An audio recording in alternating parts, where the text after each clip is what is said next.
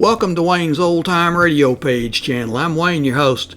These programs are brought to you by support of our listeners. You can give your support at Patreon or PayPal, either one. There's clickable links in the description below. Thanks for your support and enjoy the shows. If you'd like for me to get you a shout out, there's a link to PayPal in the description below. Leave us a donation. We'll get it up here for you. Just tell us who you want it to. You, a friend, a girlfriend, a wife, spouse, whatever. And we'll get it up here. William Gargan stars as Barrie Craig, confidential investigator.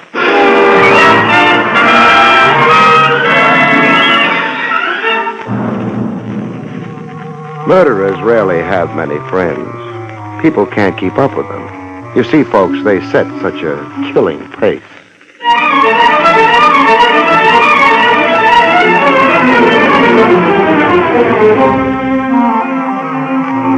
The National Broadcasting Company presents William Gargan in another transcribed drama of mystery and adventure with America's #1 detective, Barrie Craig, confidential investigator.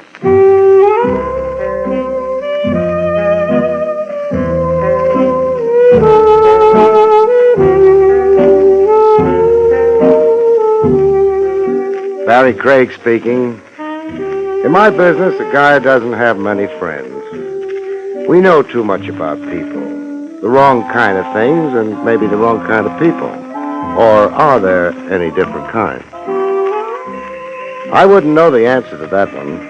But after time enough and jobs enough, about the only thing the investigator can be sure is clean is his license, if he keeps it under glass.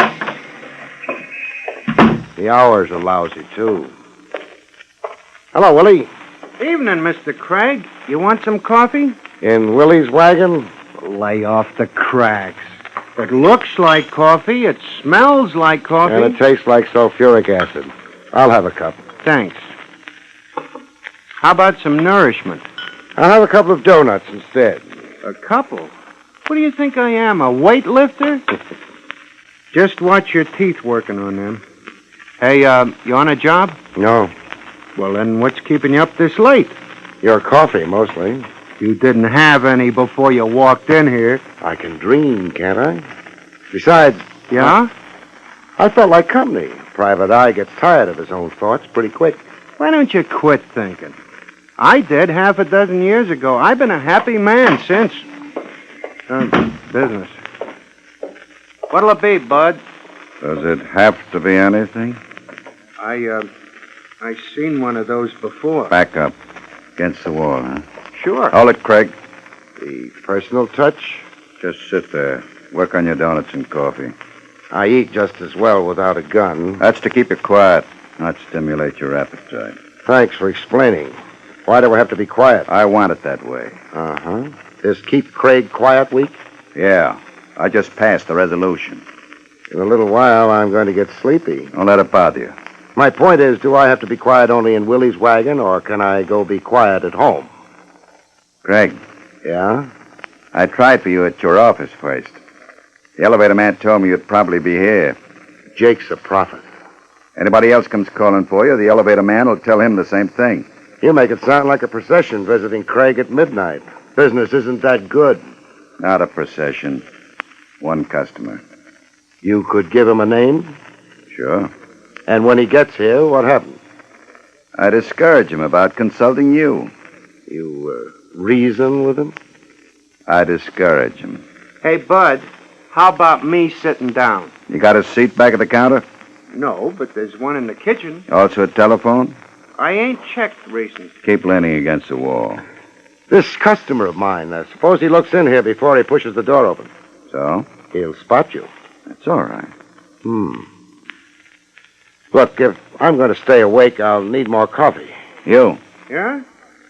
Mr. Craig wants some more coffee. Okay. There's your coffee, Mr. Craig. Thanks. Well, it's an awful slow client I'm supposed to have. You'll be alone. Maybe you frighten him off tonight. What happens tomorrow? People run out of tomorrows sometimes. Yeah. All right, that could be him. Stay put, boys. I could use a client. Not this one. He won't be any use at all. Too bad. Hey, Willie, what'd you put in this cup? Huh? Tastes more like concentrated lye than coffee. Shut up. It's an insult, not coffee. Here, you try it. It was hot, wasn't it? I'll take the gun now. What the? Those shots came from the door. Yeah. Car took the corner on a couple of wheels. Couldn't spot the license. That guy's bleeding all over the floor. Yeah. Well, he'll stop in a little while, Willie. No more blood. Yeah? Yeah, his heart isn't pumping it anymore.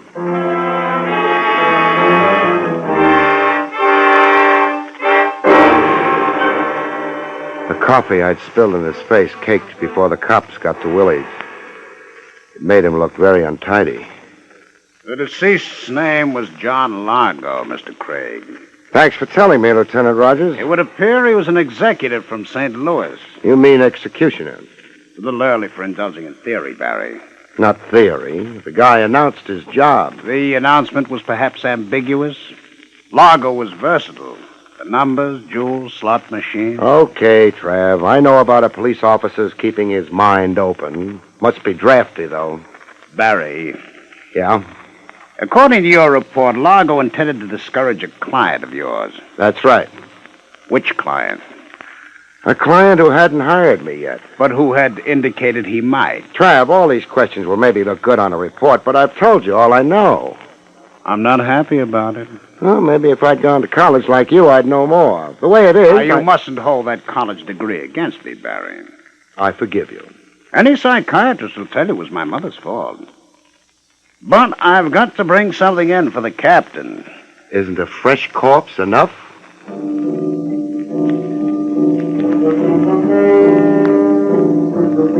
Trav let me go after a while.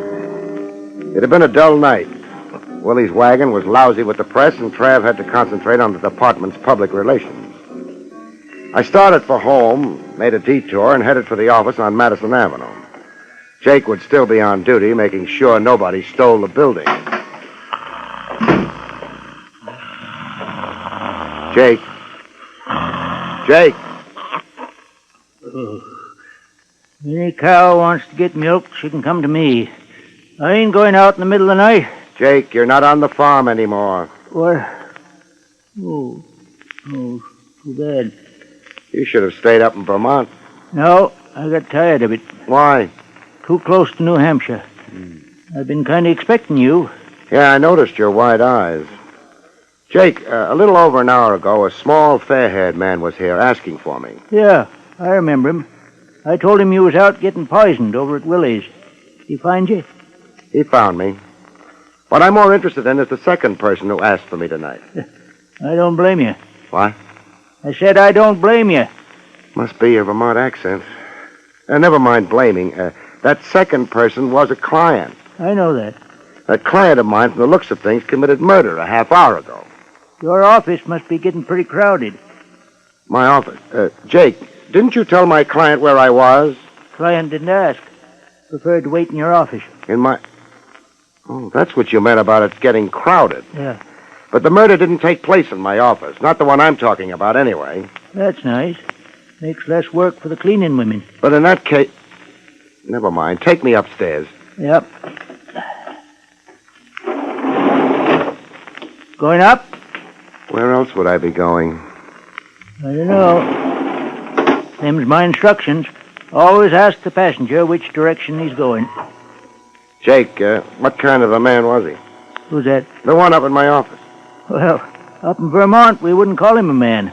You wouldn't? No, What would you call him? a girl.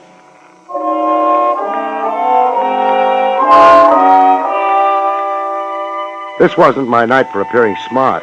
I stared at Jake with my mouth open until we reached the third floor. By that time, I managed to get it shut. Jake went back downstairs. I went down the hall to my office and went in. And discovered that we'd call her a girl in New York, too. Mr. Craig? Yeah? Sorry I kept you waiting. Oh, that's all right. After all, you didn't know I was waiting for you, did you? I guess I didn't. Well, I was. You had an idea about hiring me? Actually, it was my brother's idea. I see. Oh, that is, I'm Sally Marlin. My brother is Donald Marlin. It figures. You're laughing at me? No.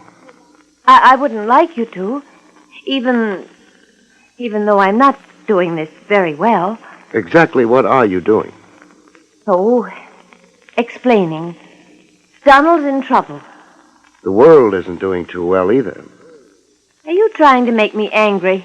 Yeah. Why? Maybe you'll get around to telling me why you're here. My brother Donald has been in trouble ever since he came back. He thought perhaps he might hire a good private detective who would help him. And for some reason that I can't understand, he decided to hire you. Thanks. Then why didn't he come here?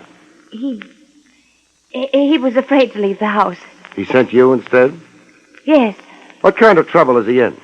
Well, the kind of trouble where he might get murdered.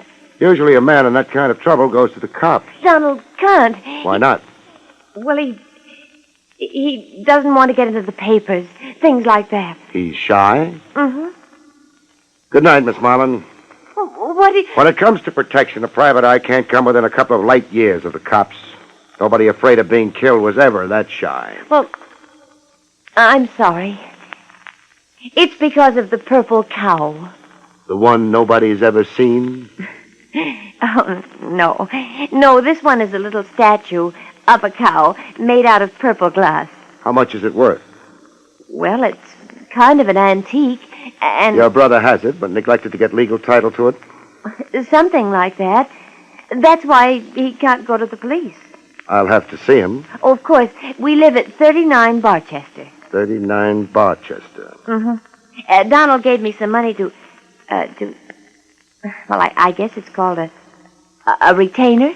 Uh-huh. $200. We'll consider it a retainer. I guess it's too late tonight for you to see Donald, but the first thing in the morning, Mr. Craig? The first thing in the morning. Then, good night. Good night. Miss Marlin. Yes? You said your brother had been in trouble ever since he came back. Uh-huh. Ever since he came back from where? Why, St. Louis, Mr. Craig. St. Louis.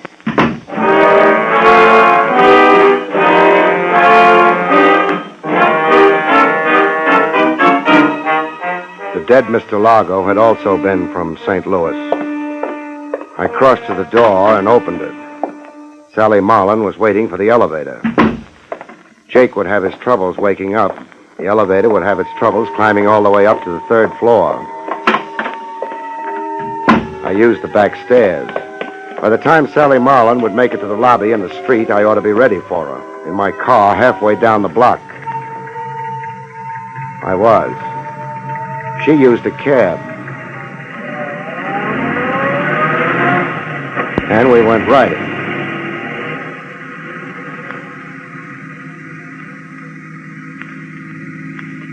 It wasn't a long ride. Her cab slowed down and stopped. I stopped. She paid the cabbie off and went inside. The cab scrammed. I started up. I drove past the place she'd gone into and memorized the address. It was not 39 Barchester.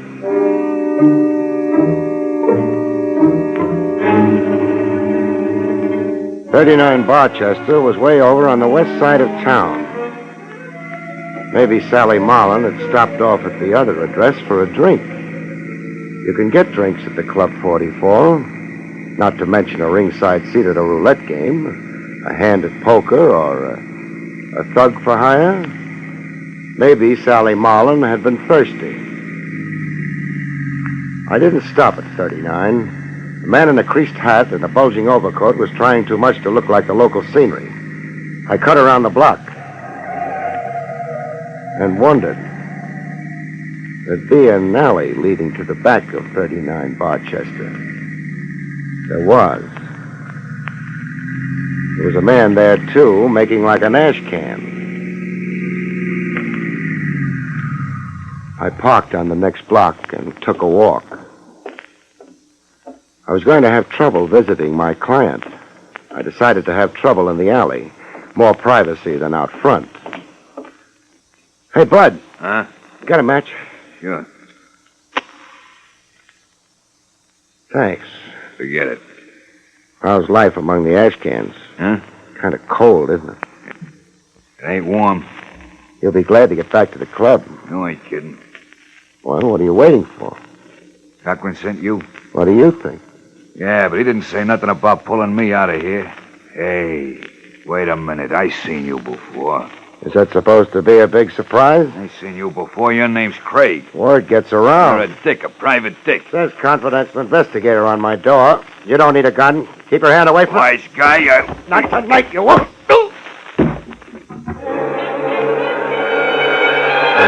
He didn't. He fell down instead. I thought he might be uncomfortable lying on a gun.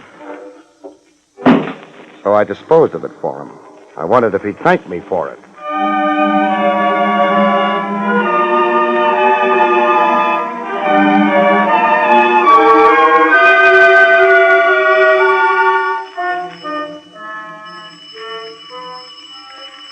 Who's there? Craig. Say it again. Craig. You want me to wake the neighbors? Listen. I'll open the door slow. I want your hands in front of you and clean when I do. Okay. Otherwise, I start shooting. Hold it. Yeah. Come in. Thanks. I have to be careful. Sure. Sit down. Thanks. Man with a purple cow can't be too careful. What's a purple cow supposed to be? Something you find in St. Louis, the way I heard it. Just making sure Sally got to you. She got to me. She's a good kid. Uh-huh. Marlin, Yeah? I could stand a little more information. For example, how did you get the purple cow in the first place? A friend of mine handed her to me. He ran an antique shop in St. Louis. Just gave it to you? Sure. The thing isn't worth more than a couple of bucks. And that's when all your trouble started. That's when it started. You could have yelled for the cops. Sure, I could have, but look, first of all, there were no witnesses around when I got that cow. Second, I didn't know what importance it had. Not until after I left St. Louis. Why didn't you get in touch with the man who'd given you the cow? I tried to. And? Found out somebody had pumped him full of lead. This friend of yours had a record? Yeah, and that was another reason I wanted to stay clear of the police. He'd been a fence. What kind of stolen goods did he concentrate on? Jewels, mostly. Is that the cow up on the mantelpiece? That's the cow, all right. I know what you're wondering, but no dice. It's made out of glass. I had it appraised. Maybe it's hollow. It's hollow. Nothing in it either. You know a man named Largo? Largo? Small, fair-haired man. Comes from St. Louis. No, I don't. Why? Oh, nothing important. You figuring on going out tonight? No. That's good. You'd have company if you did. What kind of company? Couple of hoods. Front and rear of the house. Hoods. That's the kind of thing I mean. Why are they after me? On account of a hunk of worthless glass? I don't know yet. Maybe I'll go ask some questions. Oh, these hoods, Marlin. Yeah? Work for a man named Cochran. Name mean anything to you? Sure. That's the man my sister's going to marry.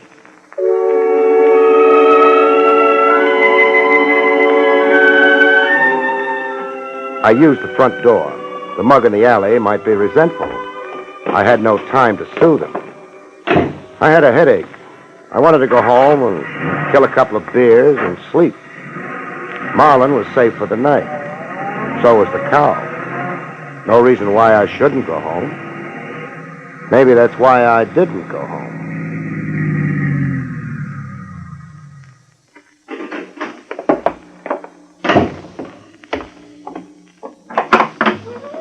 Good evening, sir. Welcome to Club 44. Oh, I'm not a customer.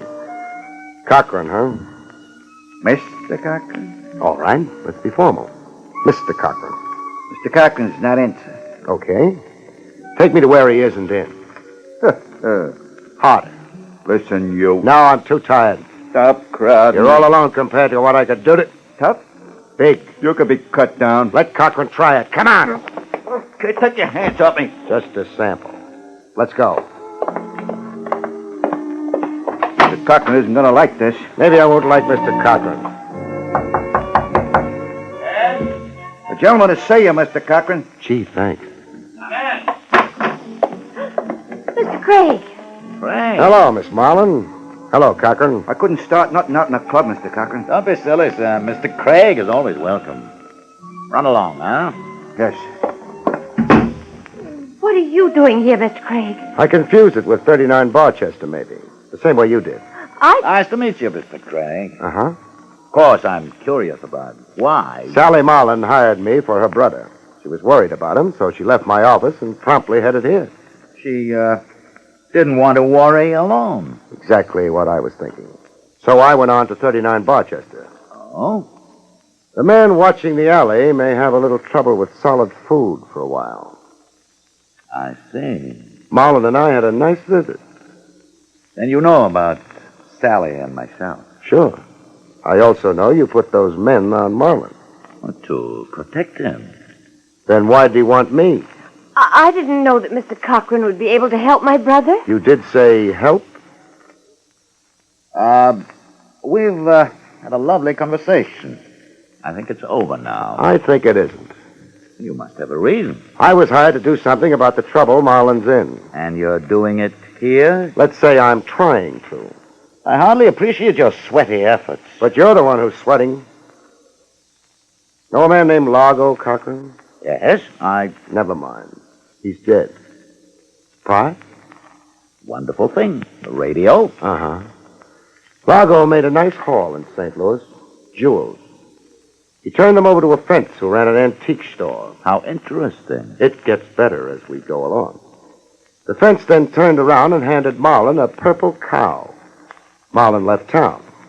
Largo left town right after him, to wind up dead on the floor of a hamburger joint. What a distressing place to die. I don't think Largo was bothered about the decor. He killed the antique boy when he found out his jewels were gone. He was therefore after Marlin, presumably? Presumably. In that case... I was in the hamburger joint when Largo was killed. If you will eat such dreadful stuff. You knew Largo. You knew all about Marlin and the purple cow through Sally here. You have a couple of boys sitting on Marlin's tail. Mr. Cochran, how much of a chance do you think you'd have in front of a jury? Well, you agree with me. Not much of a chance. Bill, that gun. Shut up. What Mr. Craig has forgotten is that he's the only one outside of ourselves who knows all these things. So? I have no intention of being brought before a jury. There's a pretty well-known road paved with intentions, Cochran. I'm not traveling as yet, Craig, but I rather think you are. Keep your hands still. Sally, see if he has a gun. Bill, I don't... See if he has a gun. All right. He had a gun, Bill. Throw it here. All right. Sally, Yes? run along home. Bill, I won't let Don't be a fool. You can put me in the But chair. I don't- Sally, I told you. I can't let You're you in do my it. way, you idiot. Craig, killing the lights won't help you. You've no gun, Craig. Be still, I can't hear. My arm! I don't twist arms for fun. Grab it! Grab it! All right. Thanks. The lights, Sally. I'll put them on. The thing to do in the dark is keep quiet, Cochran, then nobody knows where you are. I'll know better next time. Sure, if there is a next time. Speak up, Cochran. I'll feed you the answers if it's your boys. Who? Who's there? Lieutenant Rogers, homicide. What do you know? Come in, Trav. Oh, Lieutenant Rogers, and hello, Marlin. Hello. Donald. I decided to yell for help to the cops. About time, too. After you left me, Craig, I began to worry. About those men watching the house, keeping me tied up, waiting. Now, take it easy. I'm all right. I worried about you, too. I knew you were coming here. Thanks. And about Sally. I didn't want her to commit herself. This is ridiculous. What is, Cochran? The insinuation that I killed Largo. That why Craig was holding a gun on you? He thought he was mistaken. Barrie? He might have killed me, Trav. A very solid vote of confidence. One thing bothers me. A modest man.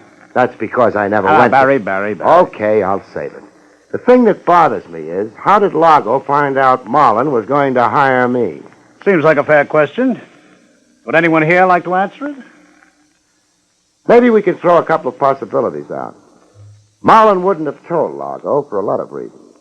Among them, the fact that Largo was gunning for him. Marlin, therefore, didn't.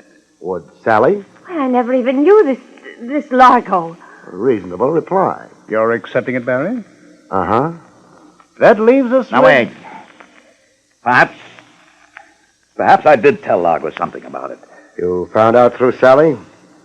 That's true. Oh, Bill. I'm sorry, darling, but you see, I've known Largo for a long time. When Largo told me he was after your brother, I thought perhaps I might discourage him. It's an explanation. You like it, Barrie? Not much. Cochran told Largo because he hoped Largo would kill Marlin. Oh, no. Only reason it means anything. Then Cochran might inherit the purple cow. But the purple cow is worthless. Now, that can wait till later. Sally, you told your brother that you'd mentioned the business of hiring me to Cochran. Well, I guess so. I demand a lawyer. You'll get one, and a jury. You know something, Trav? Something like what? Cochran was right when he said it was ridiculous. When he said what was ridiculous? That he killed Largo. Oh? Because he didn't. Well, this is a fine time to tell me. Who did? The person who understood my last question to Sally. The person who's making a beeline for the desk with a gun on it. Oh! You mean it was... Sure. Your brother, Mr. Donald Marlin.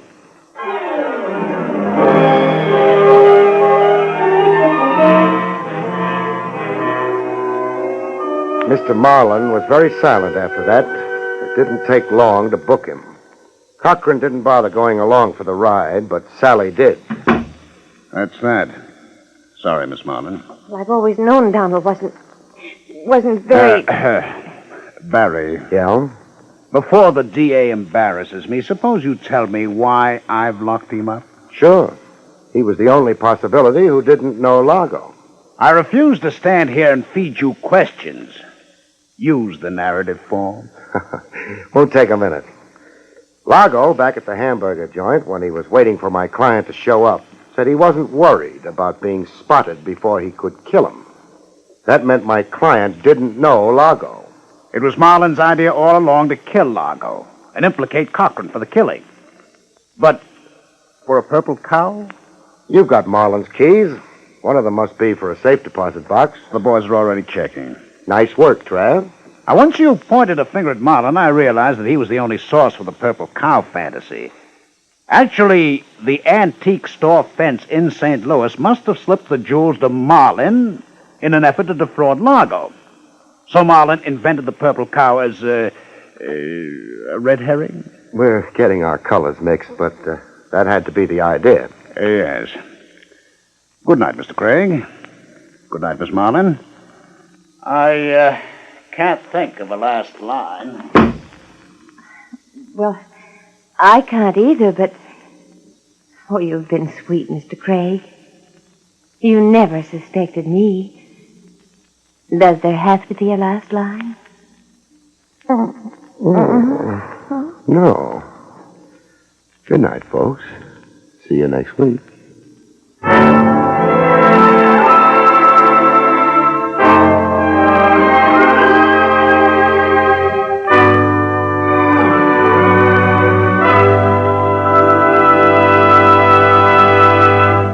You have been listening to William Gargan in another exciting transcribed mystery drama from the adventures of Barrie Craig, confidential investigator.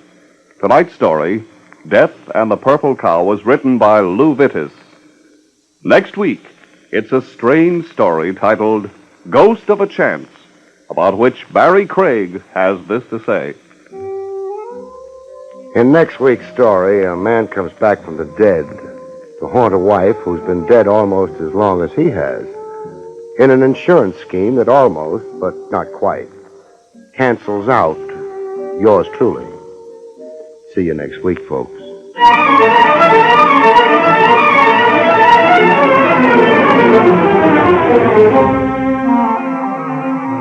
Featured in the role of Sally was Arlene Blackburn. Barrie Craig, starring William Gargan, was under the direction of Hyman Brown. This is Don Pardo speaking.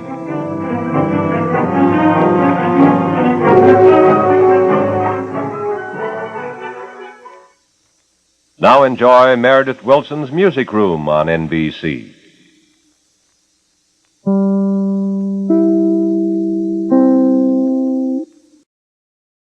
These programs are brought to you by support of our listeners. You can give your support at Patreon or PayPal, either one. There's clickable links in the description below. Thanks for your support and enjoy the shows.